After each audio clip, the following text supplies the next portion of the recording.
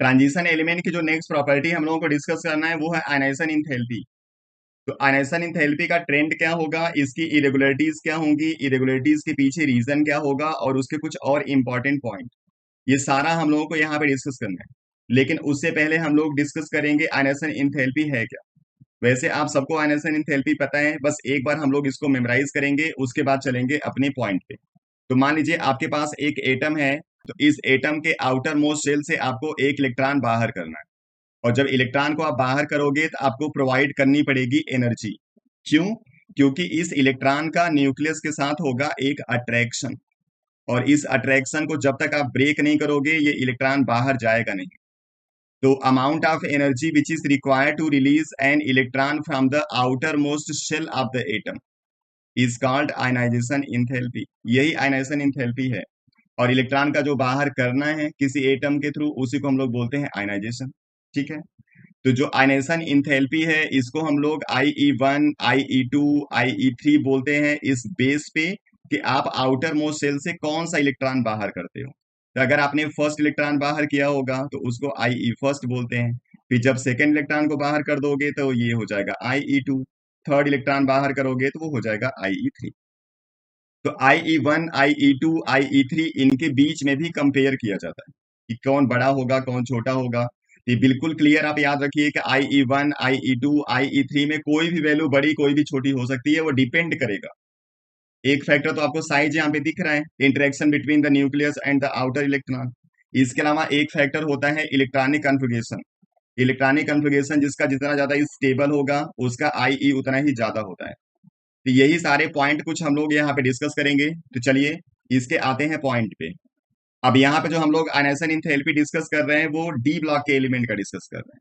और इसका periodic table में पोजीशन कहाँ आता है, एस और पी के बीच में। तो यहाँ पे एस के एलिमेंट आएंगे, फिर डी का एलिमेंट आता है, फिर पी का एलिमेंट आता है। क्लियर है। और आपने ट्रेंड पढ़ा होगा IE का, जैसे जैसे लेफ्ट टू राइट आप जाते हो IE की वैल्यू बढ़ती है। क्यों बढ़ती है? क्योंकि साइज हो जाता है कम। ठीक है। यानी अगर एस और डी को आप कंपेयर करोगे तो जो डी का IE होता है वो एस के कंपेयर में ज्यादा होता है। And if you compare the ionization enthalpy of d block element with the p block element, then the value of ionization enthalpy for the d block is slightly less than the elements of the p block. क्यों? क्योंकि P block वाले की size D block वाले की size से छोटी है।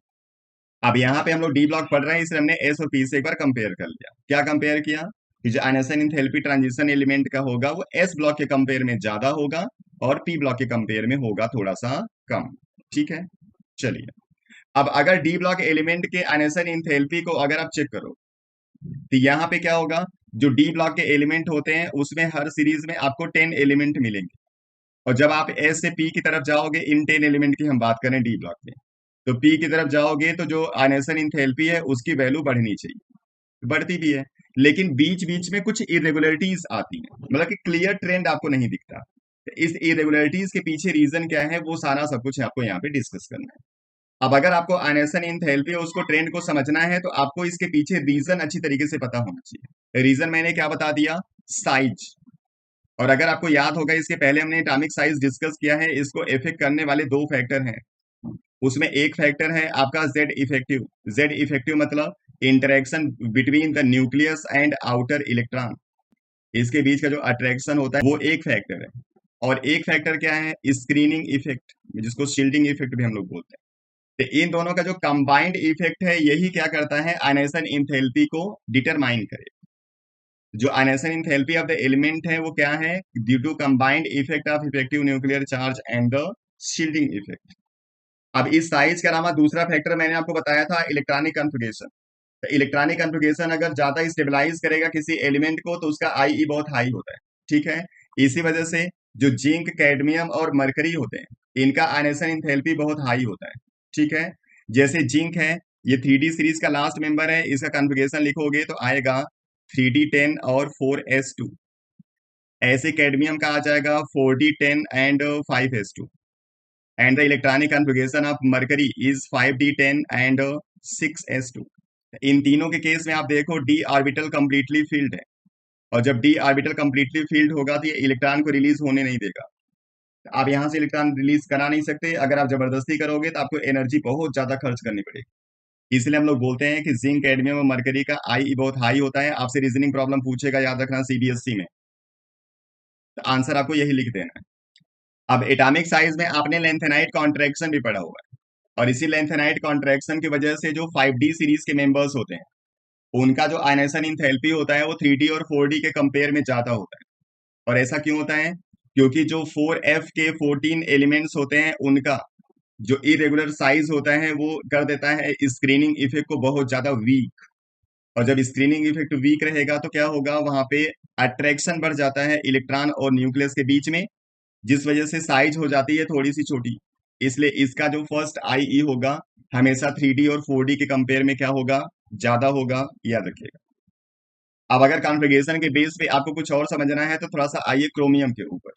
ठीक है, क्रोमियम 24, अगर 24 का इलेक्ट्रॉनिक कॉन्फ़िगरेशन करोगे तो आ जाएगा 3D5 एंड 4s1। ठीक है, अब अगर आप इस s के एक इलेक्ट्रॉन को बाहर करोगे तो जो एनर्जी प्रोवाइड करोगे that is first ionisation enthalpy. अब फर्स्ट आयनेशन इंथैल्पी के बाद कॉन्फ़िगरेशन क्या हो गया, 3D5।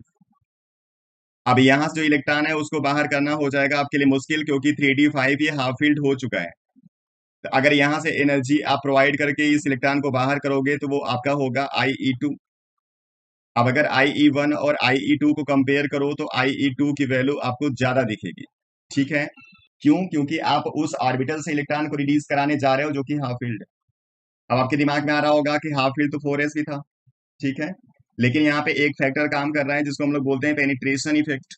और पेनिट्रेशन इफेक्ट का मतलब होता है कि कौन सा ऑर्बिटल न्यूक्लियस से कितना ज्यादा क्लोज है। तो out of 3D and 4s electron, 3D electrons are more close to the nucleus. अब जब न्यूक्लियस ज्यादा क्लोज होगा तो क्या होगा, उसका अट्रैक्शन ऐसे ही ज्यादा रहेगा। इसलिए 3D से इलेक्ट्रॉन को बाहर करना मुश्किल होगा as compare with the 4s। ठीक है, और सेम ऐसे ही आप चेक कर सकते हो मैग्नीज के केस में। ठीक है, मैग्नीज जिसको हम लोग बोलते हैं 25, कॉन्फ़िगरेशन करोगे तो आ जाएगा 3D5 एंड 4s2। अब अगर 4s2 का आपने एक इलेक्ट्रॉन बाहर कर दिया तो आयनेशन इंथैल्पी हो गया फर्स्ट। अब कॉन्फ़िगरेशन इसका बन जाएगा 3D5 एंड 4s1। अब यहां से अगर एक इलेक्ट्रॉन फिर आपने बाहर कर दिया तो IE हो गया 2। और इस इलेक्ट्रॉन को बाहर करने के बाद अब कॉन्फ़िगरेशन हो जाएगा 3D5 और 4s0 हो चुका है। अब अगर D5 से इलेक्ट्रॉन को बाहर करोगे तब आपका होगा आयनेशन इंथैल्पी 3। अब इन तीनों को कंपेयर आप कर लो, तो इन दोनों के केस में आप इलेक्ट्रॉन कहां से बाहर कर रहे थे, 4s से। अब इस केस में इलेक्ट्रॉन कहां से बाहर कर रहे हो, 3D से। पेनिट्रेशन इफेक्ट 3D का बढ़ गया, और जब पेनिट्रेशन इफेक्ट बढ़ेगा तो क्या होगा, इसका इलेक्ट्रॉन आसानी से बाहर जाएगा नहीं। इसके अलावा ये हाफ फील्ड भी है। That's why the third ionization enthalpy of manganese is very high as compare with the first and second. ये लिखा हुआ है third IE of manganese is very high. ये आपसे रीजनिंग प्रॉब्लम पूछेगा, याद रखना। आपसे पूछता है why third ionization enthalpy of manganese is very high, तो आपको आंसर ये लिखना है। ठीक है, चलिए अगले पॉइंट पे चलते हैं। अब अगर किसी भी एलिमेंट से इलेक्ट्रॉन को आप बाहर कर देते हो तो ये इसके मेटेलिक कैरेक्टर को शो करता है। ठीक है, तो अगला पॉइंट हम लोग मेटेलिक कैरेक्टर के लिए लिखेंगे। अगर IE की वैल्यू कम रहेगी मतलब इलेक्ट्रॉन आसानी से रिलीज हो जाएगा, तो वो क्या होगा, एलिमेंट बनाएगा पॉजिटिव आयन। और पॉजिटिव आयन का फॉर्मेशन किसको सपोर्ट कर रहा है, मेटेलिक कैरेक्टर को सपोर्ट कर रहा है। इसका मतलब जिसका IE की वैल्यू जितनी ज्यादा कम रहेगी वो आपका एलिमेंट उतना ही ज्यादा क्या होगा, मेटेलिक होगा, और उतनी ही आसानी से क्या करेगा, पॉजिटिव आयन बनाएगा। तो ये तो हो गया मेटेलिक कैरेक्टर। अभी हम चाहें ना तो इसी मेटेलिक कैरेक्टर के साथ साथ इसमें और प्रॉपर्टी हम इंट्रोड्यूस कर सकते हैं, बस इसी IE के बेस पे। जैसे, अब जैसे मान लो किसी के अंदर मेटेलिक कैरेक्टर आएगा तो ये कैथोड एनोड की तरह बिहेव करेगा। इलेक्ट्रोकेमिस्ट्री में आपने पढ़ा हुआ है। और जितना ज्यादा मेटेलिक मतलब रिएक्टिविटी जितनी ज्यादा होगी वो बिहेव करेगा एज अ एनोड। ठीक है, और जब एज अ एनोड बिहेव करेगा तो इसका होगा क्या, ऑक्सीडेशन। और जिसका ऑक्सीडेशन होता है वो कैसा एजेंट होता है, वो होता है रिड्यूसिंग एजेंट, इसलिए एक अच्छा रिड्यूसिंग एजेंट होगा। इसके अलावा जो एनोड की तरह बिहेव करता है उसका रिडक्शन पोटेंशियल आपने पढ़ा था, बहुत ज्यादा हाई होगा। क्या, उसका नेगेटिव वैल्यू। मतलब IE जिसका कम होगा वो बहुत ज्यादा मेटेलिक होगा, मेटेलिक होगा तो इजिली पॉजिटिव चार्ज बनाएगा, और इसी से हमने इलेक्ट्रोकेमिस्ट्री के 4 पॉइंट लिख दिए। वो बिहेव करेगा एज अ एनोड, एनोड की तरह बिहेव करेगा तो उसका ऑक्सीडेशन होगा, ऑक्सीडेशन होगा तो रिड्यूसिंग एजेंट की तरह बिहेव करेगा, और उसका रिडक्शन पोटेंशियल की वैल्यू बहुत ज्यादा नेगेटिव होगी। मतलब जिसका आई ई कम होता है उसका रिडक्शन पोटेंशियल सबसे ज्यादा नेगेटिव होता है। ठीक है, ये तो हो गया हिसाब आयनाइजेशन इंथैल्पी का। अब इसी में हम लोग मेटेलिक प्रॉपर्टी स्टार्ट हुई तो मेटेलिक कैरेक्टर भी चेक कर लेते हैं। ठीक है, तो चलिए आगे डिस्कस करते हैं मेटेलिक कैरेक्टर। अब डी ब्लॉक के जितने भी एलिमेंट्स हैं उसमें मोस्ट ऑफ द जो एलिमेंट हैं वो मेटेलिक बिहेवियर शो करते हैं। अब मेटेलिक बिहेवियर शो करेंगे तो मेटल की जो फिजिकल और केमिकल प्रॉपर्टीज होती हैं उनको भी शो करते हैं। तो जनरल कुछ भी प्रॉपर्टी जिसमें हार्डनेस आता है, इसके अलावा high tensile strength, malleability, ductility, sonorous, lustrous, ये सारी प्रॉपर्टीज शो करेंगे। अब अगर कोई भी एलिमेंट मेटेलिक कैरेक्टर शो करेगा तो वो स्ट्रांग मेटल होगा, वीक मेटल होगा, कैसा होगा, उसको कंपेयर करने के लिए आपको चेक करना है यहाँ पे अनपेयर्ड इलेक्ट्रॉन। याद रखना मैं आपको क्या बता रहा हूं, क्योंकि अगर कोई मेटल होगा तो अपने दूसरे मेटल के साथ यानी एक एटम दूसरे एटम के साथ एक बॉन्ड बनाता है, और इस बॉन्ड को हम लोग कौन सा बॉन्ड बोलते हैं? Metallic bond. पूरा जो इनका क्रिस्टल लैटिस होगा उसके अंदर एटम्स इसी मेटेलिक बॉन्ड के थ्रू बाइंड रहेंगे, और मेटेलिक बॉन्ड के लिए रिस्पॉन्सिबल कौन है? Unpaired electron. आप इस पॉइंट को याद रखना, जितना ज्यादा अनपेयर्ड इलेक्ट्रॉन किसी एलिमेंट के पास हुआ उतना ही वो स्ट्रांग मेटेलिक बॉन्ड बनाएगा, इसलिए वो उतना ही अच्छा मेटल होगा। ठीक, अब अगर हम पी ब्लॉक और डी ब्लॉक के एलिमेंट को कंपेयर करते हैं तो आपको डी ब्लॉक के एलिमेंट ज्यादा मेटेलिक समझ में आते हैं, पी ब्लॉक के एलिमेंट मेटेलिक समझ में नहीं आते। एस ब्लॉक वाले भी मेटेलिक तो होते हैं, लेकिन तो डी ब्लॉक वाले ज्यादा मेटेलिक होते हैं। रीजन क्लियर है? अनपेयर्ड इलेक्ट्रॉन एस के ऑर्बिटल को ज्यादा आप एक्सटेंड नहीं कर सकते, इसलिए अनपेयर्ड इलेक्ट्रॉन यहाँ पे ज्यादा नहीं आएगा। लेकिन जो डी ब्लॉक के एलिमेंट है वहां पे इलेक्ट्रॉन की जो फीलिंग होती है वो एनएस में भी होती है और N-1 डी में भी होती है। तो आप इलेक्ट्रॉन को क्या कर रहे हो, ज्यादा रेंज तक आप क्या कर रहे हो, अनपेयर्ड बना सकते हो। तो यहाँ पे आपको 5 ऑर्बिटल मिल जाता है डी के केस में, एक ऑर्बिटल मिलता है एस के केस में, यानी कि कुल आपको मिल जाते हैं यहाँ पे 6 ऑर्बिटल। और 6 ऑर्बिटल में आप अनपेयर्ड इलेक्ट्रॉन को एक्सटेंड कर सकते हो, मतलब यहाँ पे मैक्सिमम 6 अनपेयर्ड इलेक्ट्रॉन आ सकते हैं। और एस में कितने मैक्सिमम अनपेयर्ड इलेक्ट्रॉन आएंगे? केवल एक। तो मेटेलिक प्रॉपर्टी ये ज्यादा शो करेगा क्योंकि ज्यादा मेटेलिक बॉन्ड बनाएगा। क्लियर है? तो डी ब्लॉक के एलिमेंट के अंदर मेटेलिक प्रॉपर्टी इसी वजह से ज्यादा होती है क्योंकि वो ज्यादा मेटेलिक बॉन्ड बनाते हैं।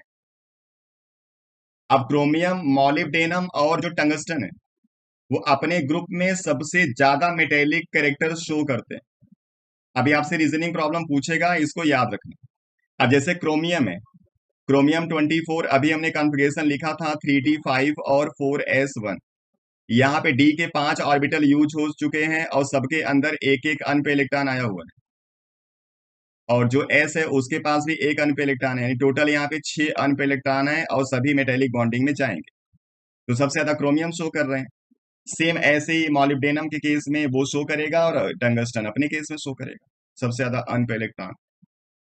और अगर किसी को समझ में आ रहा होगा कि जब हम मैग्नीज पे जाएंगे, आयरन पे जाएंगे तो एटॉमिक नंबर तो बढ़ रहे हैं, लेकिन जैसे जैसे एटॉमिक नंबर बढ़ेगा इलेक्ट्रॉन की पेयरिंग स्टार्ट हो जाएगी, तो अनपे इलेक्ट्रॉन यहाँ पे डिक्रीज होना शुरू हो जाएगा। इसलिए 3D सीरीज में सबसे ज्यादा अनपे इलेक्ट्रॉन कौन शो करता है? क्रोमियम। इसलिए क्रोमियम की मेटेलिक कैरेक्टर क्या होगी 3D सीरीज में सबसे ज्यादा? याद रखिए। अब यहाँ पे थोड़ा सा जिंक को समझ लीजिए, जो 3D का लास्ट मेंबर, इसका कॉन्फ़िगरेशन लिखोगे तो आएगा 3D10 और 4s2। अब डी में यहाँ पे कुल 5 ऑर्बिटल, सबके अंदर दो दो इलेक्ट्रॉन फिल हो चुके हैं पहले से ही, मतलब इस बेचारे के पास कोई भी अनपे इलेक्ट्रॉन है नहीं। और जब अनपे इलेक्ट्रॉन होगा नहीं तो ये काहे का मेटेलिक बॉन्ड बनाएगा? इसलिए ये मेटेलिक बॉन्ड बनाते ही नहीं है। और जब मेटेलिक बॉन्ड नहीं बनाएगा तो ये क्या होगा, मेटेलिक कैरेक्टर ज्यादा शो कर नहीं पाएगा, इसलिए ये सॉफ्ट होता है, मतलब हार्ड होता ही नहीं है। तो आपसे ये सवाल पूछेगा why zinc is soft in nature, तो आपको रीजन क्या देना है कि जो जिंक है वो हमेशा कंप्लीटली फील्ड डी ऑर्बिटल को शो करता है, and due to absence of unpaired electron the metallic bonding between the atoms of the zinc is very weak, इसलिए होता है सॉफ्ट। ये तो हो गया जिंक का हिसाब। इसी जिंक के ठीक नीचे 4D सीरीज में आता है कैडमियम और 5D सीरीज में आता है मरकरी। इस बेचारे का हाल तो और भी खराब है, मरकरी का। इसके अंदर मेटेलिक बॉन्डिंग इतनी ज्यादा वीक होती है कि ये तो बेचारा सॉफ्ट भी नहीं रह पाता, ये आ जाता है लिक्विड स्टेट में। आपने आपको मालूम होगा ना मरकरी लिक्विड स्टेट में होता है। अगर कोई आपसे अब पूछ ले कि why mercury found in liquid state, सीधे आपको रीजन यही लिखना है कि मरकरी के पास कोई अनपेड इलेक्ट्रॉन है नहीं, इसलिए मेटेलिक बॉन्ड नहीं बनाएगा, और मेटेलिक बॉन्ड नहीं बनाएगा तो क्या होगा, ये हार्ड नहीं रहेगा, और हार्ड नहीं होता तो क्या होता है, ये लिक्विड स्टेट में आ जाता है। ठीक है, तो पॉइंट क्या है, due to lack of unpaired electron mercury not show metallic bonding, so found in liquid state. और सेम ऐसे ही तीनों का हो जाएगा केस, जिंक कैडमियम मरकरी तीनों के अंदर अनपेड इलेक्ट्रॉन होता ही नहीं है, इसलिए सारे सॉफ्ट होंगे, मरकरी लिक्विड होगा। ठीक है, ये तो हो गया पूरा मेटेलिक करेक्टर। अब अगले प्रॉपर्टी पे हम लोग चलेंगे और उसको डिस्कस करेंगे नेक्स्ट वीडियो में। ठीक है, आप लोग पढ़ते रहिए, अपना ख्याल रखिए। Thank you.